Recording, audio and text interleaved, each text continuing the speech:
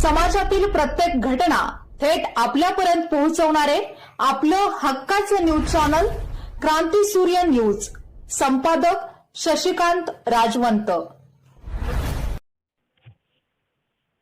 सोलापूर जिल्ह्यातील सांगोला तालुक्यातील जुनोनी जवळ सोमवारी सकाळी 2 कारमध्ये भीषण अपघात होऊन पलूस येथील आई आणि मुलाचा जागीच मृत्यू झाला, तर 6 जण गंभीर जखमी झाले आहेत. या घटनेमुळे पलूस परिसरात हळहळ व्यक्त होत आहे.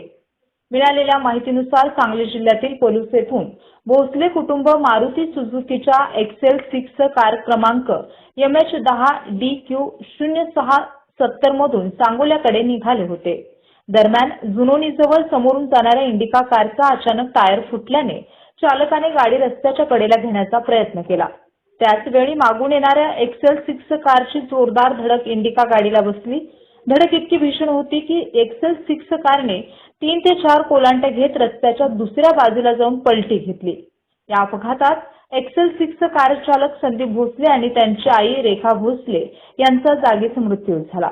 अपघातात दोन्ही वाहनातील मिळून सुमारे 6 जण गंभीर जखमी झाले असून त्यांच्यावर सांगोला येथील रुग्णालयात उपचार सुरू आहेत. अपघाताची माहिती मिळताच पोलिसांनी घटनास्थळी धाव घेत मदतकार्य केले. या प्रकरणाचा पुढील तपास सांगोला पोलीस उपनिरीक्षक भातुंगडे करत आहेत.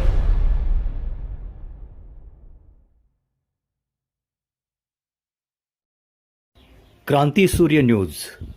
संपादक शशिकांत राजवंत. सबस्क्राईब करा,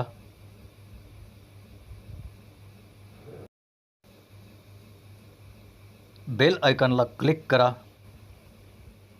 आणि लाईक करायला विसरू नका.